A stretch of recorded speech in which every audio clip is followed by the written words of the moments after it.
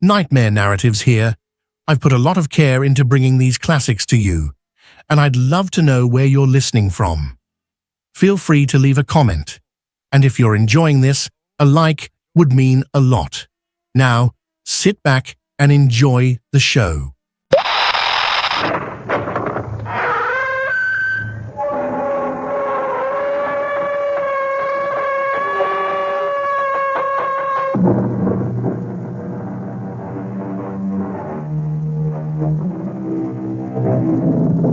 Come in. Welcome. I'm E.G. Marshall. How nice to see you again. It's good to know that you've become a regular visitor. And since you're such a good customer, it's only fair to warn you that the story you're about to hear may be a little bit more disturbing than most. If the sounds of a woman screaming in utter terror unnerve you, then perhaps you may not want to listen to a tale called Where Fear Begins. It's a story about exactly that, fear.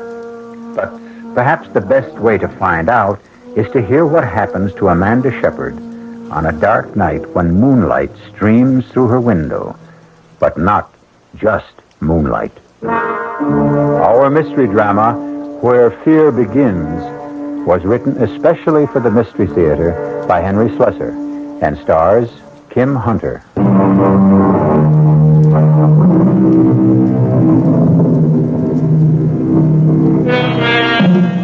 The night is still and peaceful in the small town known as Manassas Valley.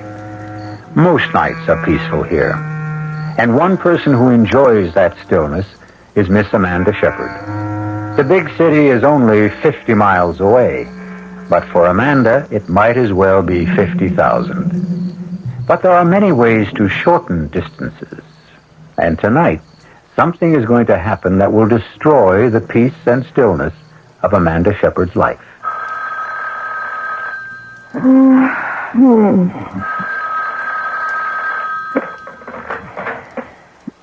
Yes.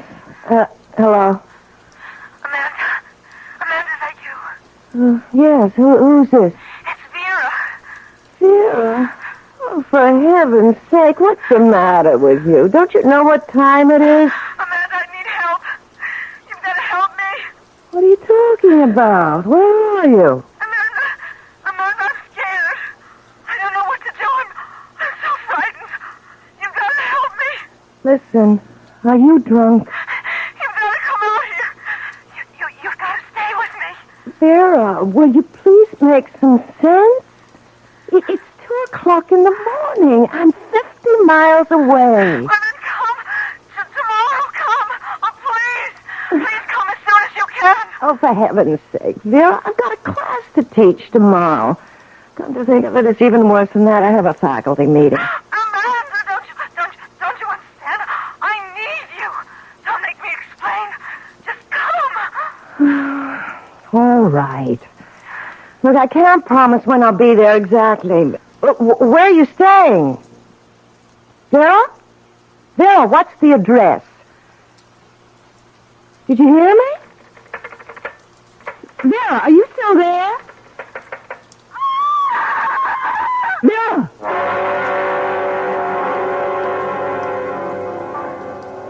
Excuse me. Yes, ma'am. What can I get you? Nothing, thanks. I was looking for the manager. So are his creditors. Well, maybe you can help me. Have you worked here long? Truth is, I don't work here now. I'm what you might call a guest bartender. Oh, I see. Tell me anyway. Well, I'm trying to find someone. I know she no longer works here. She told me she quit her job about 2 months ago, but it's the last bit of information I have about her. Now, who is her exactly? Her name is Vera Shepard. Do you know her by any chance? Nope, I can't say I do. She called me last night and sounded as if she was in trouble. I'm almost tempted to call the police, but knowing Vera could just be some of her melodramatics. Well, thank you anyway. It's okay. Hey, wait a minute. Yes? This Vera Shepard, is she blonde, pretty, about your height? Yes. There's a girl I met in an encounter group last month. Her last name was Shepard, but her first name was Roxanne. Roxanne? Well, that could be her. She always hated the name Vera. She was always threatening to change it. Look, have you any idea where she might be living? Sure. She lives with me. What? In the same rooming house.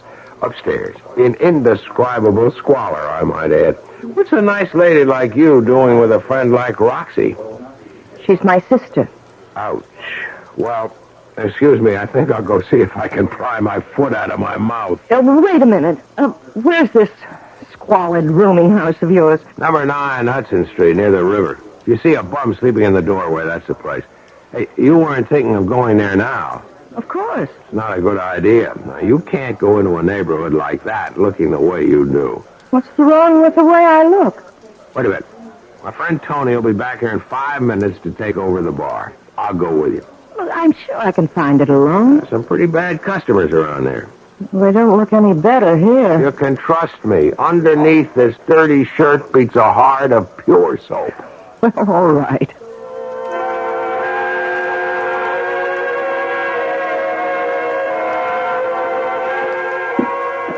Careful of those stairs. They're in bad shape. How can people live in a place like this? Nobody lives here. We exist on another plane. Our bodies may wallow in filth, but our souls live in penthouses. Is that what you learned in your encounter group? Well, here's her door. The grand portal of the Princess Roxanne. She has a radio on. I hope that isn't all she has on. Princess is a little hard of hearing. She must be home. Let me try. Vera? Vera, you in there? Might be asleep or stoned. Maybe she just went out and left the radio on. Look, I'm terribly worried about her. She really sounded dreadful. She said she was frightened about something. I could always break the door in. It's pretty flimsy. Do you think we should? Just say the word. All right. Please. That's the word. By the way, what did you say your name was? Amanda Shepard. My name is Kurt Davies. Pleased to meet you. There. That was easy. Come on in. Ooh, what an awful place. I told you, indescribable squalor. The beggar must be in here. Vera? Vera, it's me. It's Amanda. Oh, my... Vera! Oh, my God! What is it? Is she sick? Look at her. Look at her eyes. Easy, take it easy. I don't think she's breathing.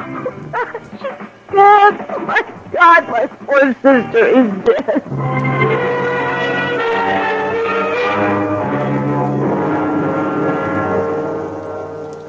All right, Miss Shepard, if you think you can talk about it now, let's get a few of the facts straight. There's only one thing you have to get straight, Lieutenant Duryea. Somebody did this to my sister. Yeah, you told me. How long were you two separated? A little over a year. She left Manassas Valley about 14 months ago. Well, what for? Just to come to big city? I suppose that was her reason. Any other reason you know about? Was there a man, for instance? There was a man, all right, but not what you're thinking. Vera had a fight with our father. Your father live in Manassas Valley? Yes, my sister and I never got along very well with him. The both of you? Yes, both of us. But then Vera had this fight with him, and she packed her bags and left. She had some idea of becoming an actress or a singer or something like that. Did she? No. I don't know what she became here. And when she called you last night, what did she say exactly? She just said she was scared. Scared out of her wits. And I heard this terrible scream. Lieutenant, there's only one explanation. Somebody was after her. Somebody was in her apartment last night and killed her. I'm sorry, Miss Shepard, but this is no murder case. But you saw her eyes. You saw the way she looked as if she'd been frightened to death. There's just no such thing, Miss Shepard. At least not in the law books. Your sister suffered a cardiac arrest. That's a heart attack. I can't believe that. That look on her It face. was just a death agony. That's all you saw. Somebody was after her. Some man, probably. I'm sure of it. Maybe she was scared because she was sick. There was nothing wrong with her health. Look, the medical examiner knows his business, miss. Of course, if you want to insist on an autopsy, that's your privilege. An autopsy? That means cutting her open. That's what it means. And if it proved you were wrong? That she didn't die of natural causes? Oh, we'd be the first to admit it. All right, then. I want an autopsy. Look, I'm sure that something horrible happened to Vera. Okay, whatever you say, Miss Shepard. I'll be in touch with you. Oh, where will you be staying? I'll be staying right here.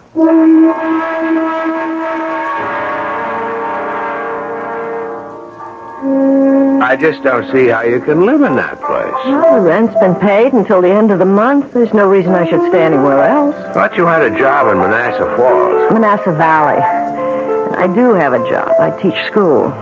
I've already asked for a leave of absence. Look, I'm not leaving here until the police do something about this. You may have a long wait. It doesn't matter how long. I know something happened to my sister, and nobody seems to care. Listen, I'll be taking care of the bar for another couple of hours. Why don't I meet you later for a drink or something? No, I have to get home. I have to call my father, and I have to get some sleep. I'm so dreadfully tired. Okay, but if you need a friend, remember, I live 1 floor away. Yes, I'll remember.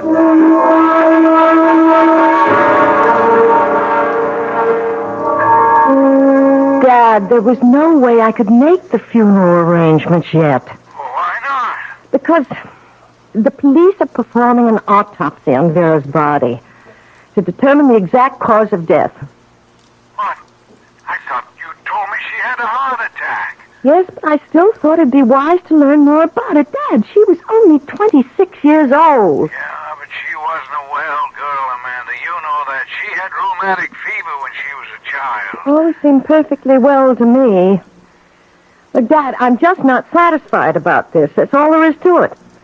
That's why I'm not coming home until I find out more. You're a stubborn woman, Amanda. You're just as stubborn as your mother was. All right, Dad. I'll try to speak to you again tomorrow. What's the hurry? You haven't talked 3 minutes with yet. I'm exhausted. I've got to get some sleep. Goodbye, Dad. How can I sleep? How can I? I know I'm just going to lie awake all night. Just thinking about Vera. Oh, Lord, why did I decide to stay in this horrible place? I have to clean it up tomorrow. It's so filthy. At least that'll give me something to do. Oh, if only I could sleep. I wonder if Vera has anything in the medicine cabinet. Won't hurt to look. Yes, but a mess of bottles. Half of them are empty. What's this one? Aspirin. Oh, wait a minute. This one's marked. For sleep, thank God. It's the only way I'll get to close my eyes tonight.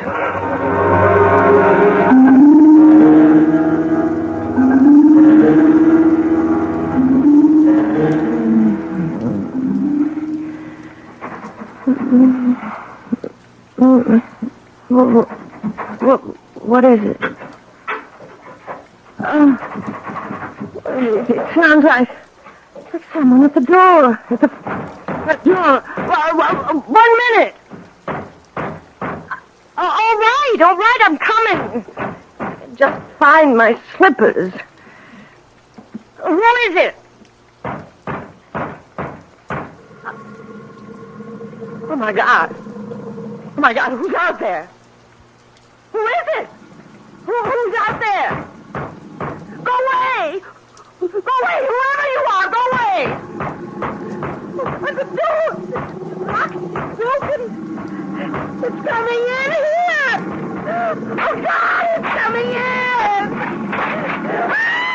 Oh, dear Lord, help me! Help me, somebody!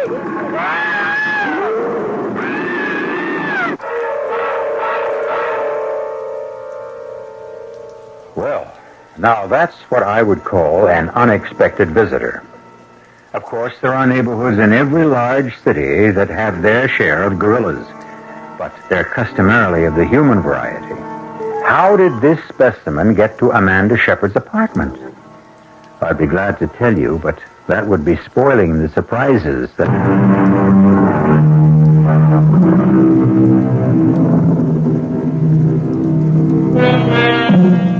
And now, here's the second act of Where Fear Begins. Well, it appears that no harm has come to our friend Amanda Shepard, unless you call a good case of hysteria harm. But now there's another visitor to the apartment, Kurt Davies, who quickly raced up the stairs when he heard her cries for help. I saw it. I saw it. So help me. I saw a gorilla, an ape. I don't know what you call it. Sure you saw it, Amanda, but in a dream. I know the difference between a dream and reality. It was a real gorilla. It broke the door in. No, honey, I'm the one who busted in the door, remember?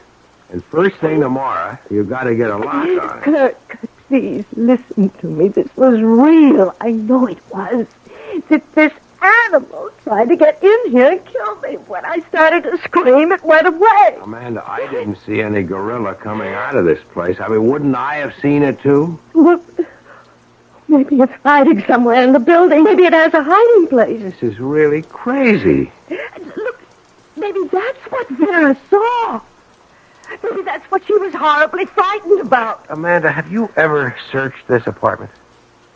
Searched it? What for? Well, maybe you'd find something. Letters, a diary, maybe. Oh, Sarah never kept a diary. It's worth a try, isn't it? Come on, let's look right now. I'll help you. Why? Why should you want to help me? Why not? You don't really care what happened to my sister. You hardly knew her. Maybe I didn't want to know her. Why not? What's the point of knocking the dead? No, tell me, please. Why didn't you like Vera?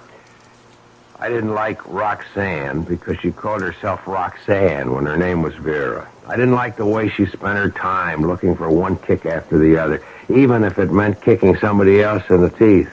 Was she really like that? Look, it's late. Maybe you should go back to bed. We'll search the place another time. No, you're right. I should have done this before. Yeah, I remember seeing something in the bedroom, as a matter of fact. Say what? It looked like an address book. Wait, I'll get it. Maybe it is a diary. A record of all the kicks she got out of life. No, it's an address book. Not too many names in it. Let me see if I'm in it. No, guess I didn't make that much of an impression. Do you recognize anybody's name? Let's see. There's Tony's. That's the place where I work. I thought you were only a guest bartender. That's only temporary. Till my rich uncle in Argentina dies. That is, if I have a rich uncle. Wait a minute. What'd you find? Are you sure your sister was healthy? Well, my father doesn't agree, but I think she was, yes. I mean, healthy in the head. Ever occur to you that the call she made to you that night was just, well, that she might have been wigging out? Oh, no. Look, I'm sure Vera wasn't crazy. Well, the reason I ask is she has Dr. Swaley's number in her book. Who? Dr. Raymond Swaley. I've heard of him. What kind of a doctor is he? I suppose you could call him a shrink, but I think he calls himself a psychologist. If your sister Vera was all that together, would she be seeing someone like that? I don't know. How would you like me to see Dr. Swaley and ask him?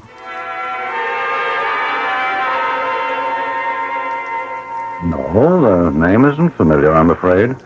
But I won't trust my memory. I have a book that my secretary keeps for me. She might have called herself Roxanne Shepard. A neat alphabetical book. Miss Riegelman tends to be a little compulsive about her record keeping.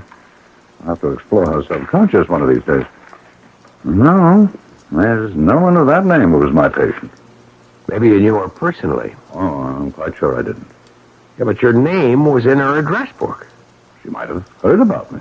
You mean she might have taken down your name but never called you? That's possible, isn't it? I guess so. How old did you say the girl was? 26. Pity. And the cause of death? They called it cardiac arrest, but her sister doesn't believe it. She insisted that an autopsy be performed. Was it? Yes? And the result? Negative. It was heart failure, all right.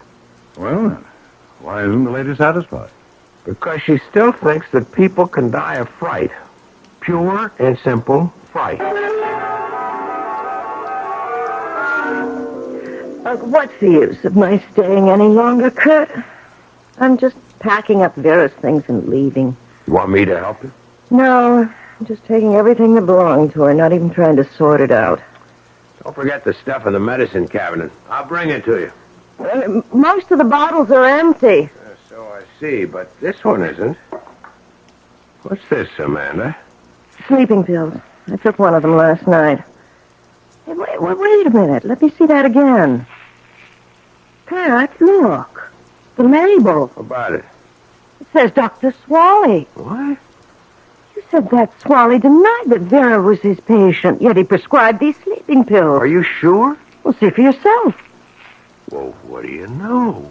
Now, why would he lie about something like that? I don't know. He must be hiding something. I have to know what it is. Yeah, but how? If he lied to me once, he'll lie again. What if I went to see him? But I told him about you, about your being Vera's sister. What if I didn't go there as Vera's sister? If I went as a patient?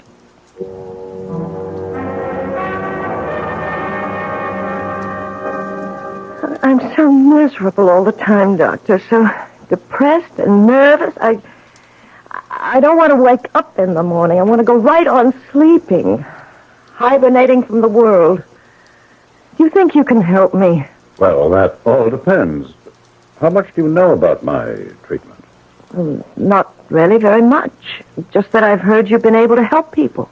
But you must have also heard that my therapy isn't quite orthodox. Well, no, I guess I've never heard that. Oh, don't be alarmed. Basically, I'm a Freudian.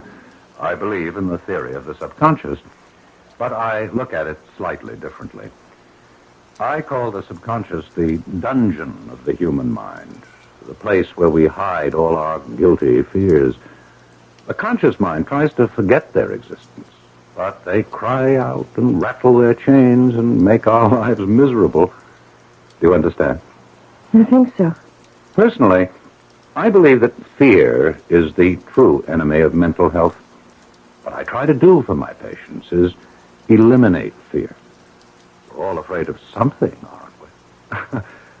Right now, you look as if you're afraid of me. No, I'm really very interested. It's one thing to know what we fear. Insects, mice, grizzly bears, high places. But many of our fears are so buried in our minds that we forget their existence. Do you ever have nightmares, Miss Lois? Yes. In fact, I had one just the other night. I dreamt that a gorilla tried to break into my apartment. It was so terribly real. Are you especially afraid of gorillas? I've never even thought about them, not since I was... For heaven's sake. You were about to say, not since you were a child. Yes, when I was a child, only 4 years old. I'd forgotten all about it. But you remember now. Yes, my father took me to the zoo. I was having a good time until he brought me to the gorilla cage. And it frightened you. Well, at first I was fascinated. I'd never seen anything like it before. But so much like a man and not a man. So Daddy picked me up so I could get a better look. And it reached for me. It reached out for me. Oh, God, how could I have forgotten that? I screamed at the top of my lungs. And just the other night you screamed again? Yes. Isn't it incredible? But don't you see what happened? You relived this fearful event of your childhood, what we call a traumatic experience. Now that you've done it, faced it, perhaps you've also uprooted it, along with other repressed fears. Oh, I don't know about that. All I know is I was absolutely terrified. Terrified, yes, but perhaps also purified. Miss Lewis, I'm sure you've heard of LSD, haven't you? LSD? Oh, yes, of course. It's that drug that makes you see hallucinations. No, it isn't the only drug, you know. There's mescaline, psilocybin, and a new derivative of LSD-25, which I've developed, known as EN30. I don't understand. Well, LSD is the chemical shorthand for lysergic acid and diethylamide. A very small amount can produce hallucinations of every form and variety. EN30 is rather different. It produces only one kind of hallucinatory affect.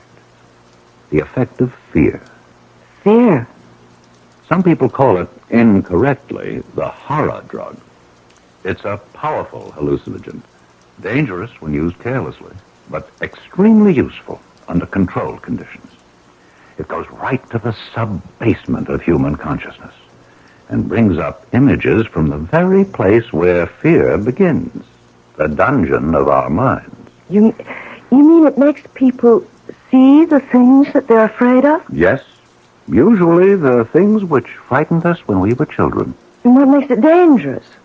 The fact that we might be scared to death? Oh, scared to death is a highly inexact term, but in certain cases... In the case of a heart condition? Oh, I would never administer the drug to anyone with such a history. How long does the effect last? Well, varies greatly among individuals, but like LSD, the effect can often be cyclical.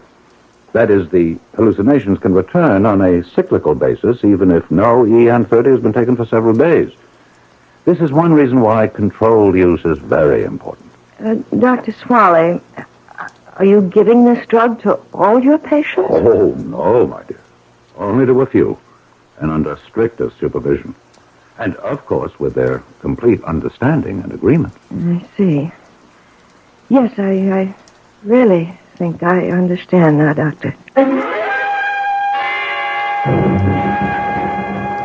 Listen, Amanda, do you know what you're saying? You're accusing Swally of being a criminal. That's why he lied to you. He was afraid to admit that Vera was his patient because he gave her this horror pill of his.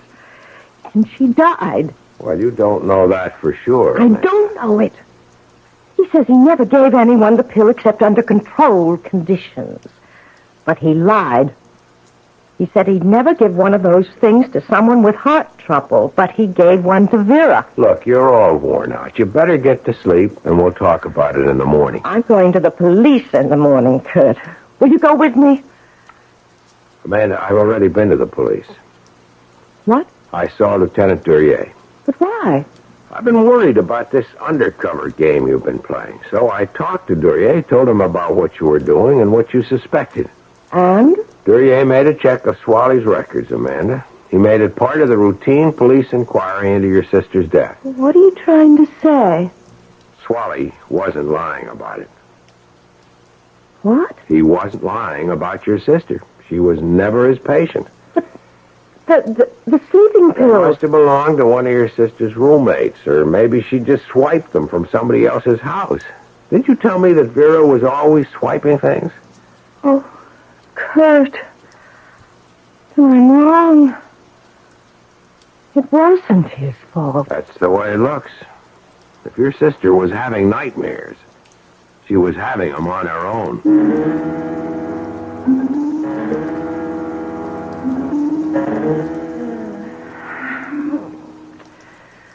Oh, it's warm in here.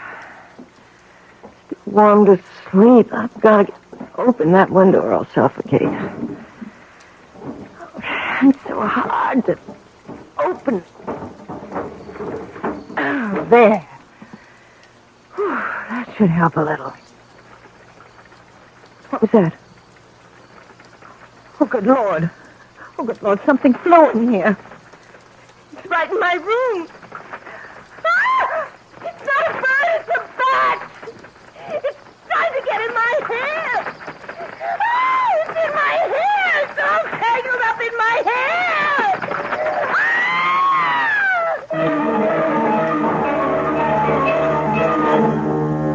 Ah! What is there about a bat which fills almost all of us with dread? Is it the cape-like wings, the rat-like face, the raking claws, the terrifying screech of their voices? Can anyone blame Amanda Shepard for the cry of horror she emits when that winged monster comes flapping into her room? Or was there really a bat? Was it only a creature of her imagination?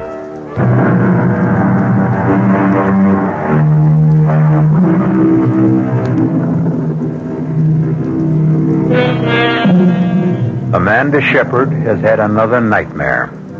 A dream so vivid that she lies in her bed this morning in a state of shock, still unable to believe that the bat, which flew into her room the night before, isn't still entangled in her hair. It may have been the heat, Amanda. This building is a real hot box when the weather turns warm. Yes. I don't know. Maybe that's all it was. Maybe I had some kind of a heat stroke. If you ask me, you ought to get out of this apartment right now. Maybe that's another reason you have bad dreams. This place is depressing you. Yes, you're right. There's no point in my staying here anymore. The police have proved that, haven't they? You just have to accept the truth. Your sister died because she died.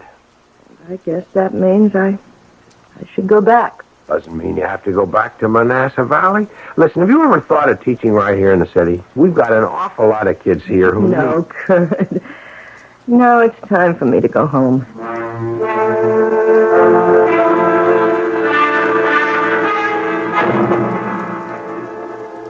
So the whole thing was a waste of time, wasn't it? I suppose so, Dad. I told you you've been stubborn, wasting 2 weeks on a wild goose chase. Dad, don't you understand? Vera died without either one of us being there. She died all alone, in agony. And whose fault was that? Who told her to leave home? All right. Let's not talk about it anymore. Now you even sound like your mother. Whenever she didn't want to hear the truth, she'd ask me not to talk about it We've anymore. said it all, haven't we? I'm going to bed early. I've been sleeping very badly lately. Amanda, wait. Yes, Dad? Look, why does it have to be this way between us? I don't know what you mean. It's been like this for years. This wall of ice between you and me. What put it there? I've asked myself 1,000 times and I still don't know the answer. Maybe you'll never know, Oh, Dad. I know it started right after your mother died. That was when you turned against me. You and Vera both. Oh, please, Dad. We'll discuss it some other time. I'm really too tired. Oh, no, you'll never discuss it with me. You'll just go on hating me for the rest of your life. I don't hate I you. saw the look in your eyes the day your mother died. I saw the way you looked at me, Amanda. I don't remember how I looked at you. How could I? I was in a state of shock. You were in a state, all right. And you've never snapped out of it. Please, Dad. All right, go to bed. No use trying to reach you. Never been any use.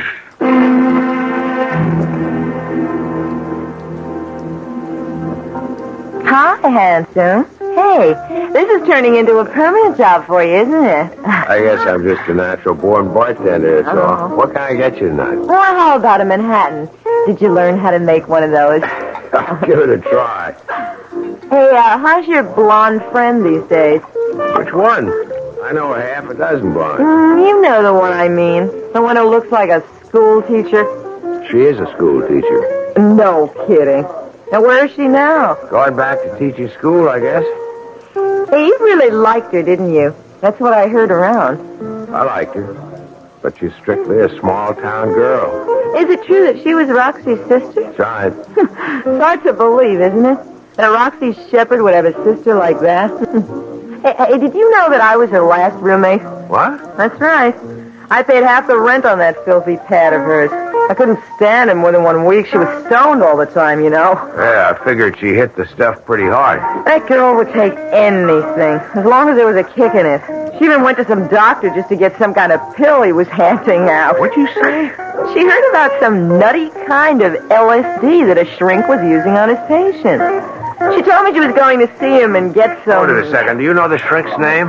No. Was it Swally? Dr. Raymond Swally? Well, how should I know? Well, I've got to know. How many times do I have to tell you I never had a patient by that name? If you don't believe me, ask the police. All right, maybe you never had a patient named Shepard, but maybe she didn't give you her right name, first or last. I'm quite sure you're mistaken about this. I've only administered EN30 treatment to 4 patients. I can assure you this girl wasn't one of them. Dr. Swally, will you just look at this photograph? Oh, all right. Now, look, does she look at all familiar? Nope. I never treated her. Look carefully. It's a professional portrait. She thought she wanted to be an actress, and she's pretty heavily made up. Never saw this woman before. Well, I guess I'm wrong. All right, Doctor. Sorry I bothered you again. Wait. Just a minute. Something come to you? She does look familiar. She wasn't a patient, but I have seen her before. Where? Right here in my office. She came in without an appointment. That's why there was no record of her. She just sat outside and waited. And did you see her? Just for a few minutes. Just long enough to realize that she wasn't interested in therapy. All she wanted was the drug. EN30. I told her that I wouldn't accept her as a patient, that she wasn't nearly stable enough. I gave her a prescription for a mild sleeping compound, nothing else. But then... Then what? Well, I don't know this for certain. I could be mistaken about it. About what, Doctor? I always suspected that she might have been the one who stole those pills. Wait a minute. Are you saying that Vera Shepard stole some EN30 from you? I can't prove it. It wasn't until days later that I missed them. I remember stepping out of the room for a few minutes to take a call from a hysterical patient. Dr. Swally, Vera Shepard was a klepto. Her sister told me that she stole things all the time. If she stole those pills of yours... Good Lord. Can it really be? The dosage was so large. Too large for safety. If she took them, anything might have happened. Something did happen. She had a nightmare, Doctor. She conjured up a nightmare so terrible that it killed her. Oh, I'm sorry. I didn't mean to hurt anyone. You know that wasn't my intention. Oh, wait a minute. You did say that you gave her a prescription for sleeping pills. Yes, I did. I doubt that she ever filled it. It was the EN30 she really wanted. Then what was in that bottle? What were the pills her sister took? Her sister? Dr. Swally, I've got to get to her telephone.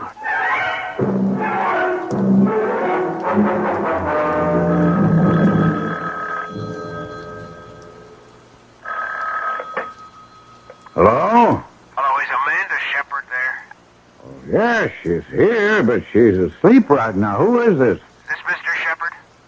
Oh, that's right. Can I take a message? Mr. Shepard, you don't know me. I met your daughter in the city, but it's very important that I speak to her right away. Well, I'm sorry, but I told you she's fast asleep. Would you know if she's taken anything to help her sleep? As a matter of fact, I thought I did see her take something. She's very Listen, tired. Mr. Shepard, you've got to get a doctor for her right now. I know it sounds crazy, but if she took a pill that her sister was using, she may be in danger. Well, wait, what are you talking Please, about? I'm driving out there, but your daughter may be in terrible danger right now.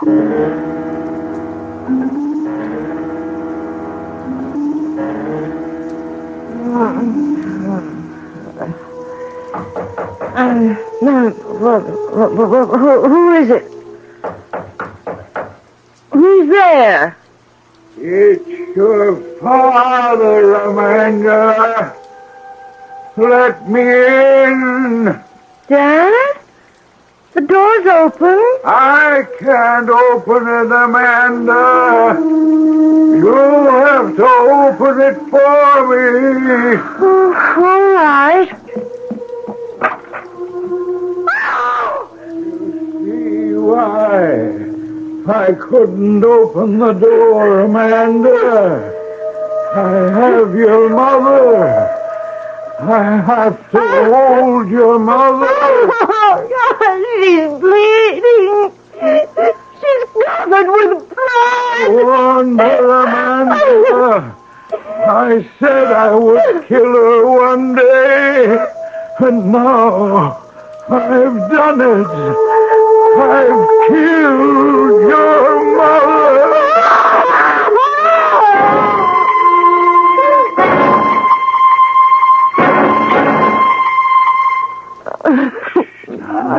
Now it's all right, darling. It's all right, baby. It's okay now. Oh, my God. Oh, Daddy. It's just a dream, honey. Just a bad dream. Daddy, please hold me.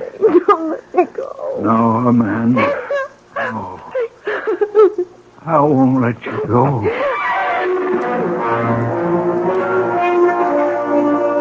That's what Dr. Swally told me himself, Amanda. He's discontinuing the use of EN30. Says it's far too dangerous to take any more chances with. Frankly, I think he's right. Kurt, do you know what my sensation was? What? I saw my father walking into the bedroom, carrying my mother's dead body. Ouch, that must have been pretty grim. Well, the strange part is, it reminded me of something. Something I'd forgotten a long time ago. What was that? When I was a little girl, I used to hear my father and mother arguing downstairs, fighting with each other night after night. Well, I was so afraid. Well, that's understandable. But you know what I was afraid of? I was afraid that my father was going to kill my mother. That's an awful thought. Well, it wasn't true, of course, but it was a fear that stayed with me all this time. But now I feel as if I can get rid of it. Kurt, I know it sounds crazy, but wouldn't it be something if it turns out that Dr. Swally had the right idea?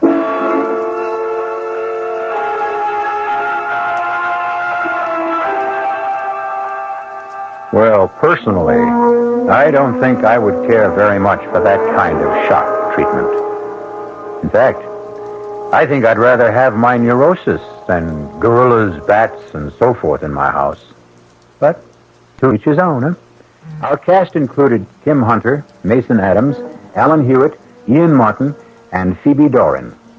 The entire production was under the direction of Hyman Brown. This is E.G. Marshall inviting you to return to our Mystery Theater for another adventure in the macabre.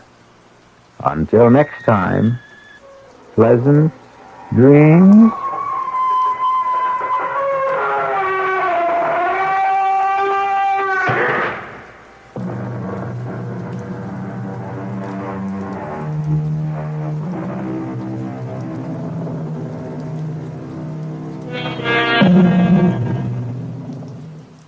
I'd love to know where you're listening from. Feel free to leave a comment, and if you're enjoying this, a like would mean a lot.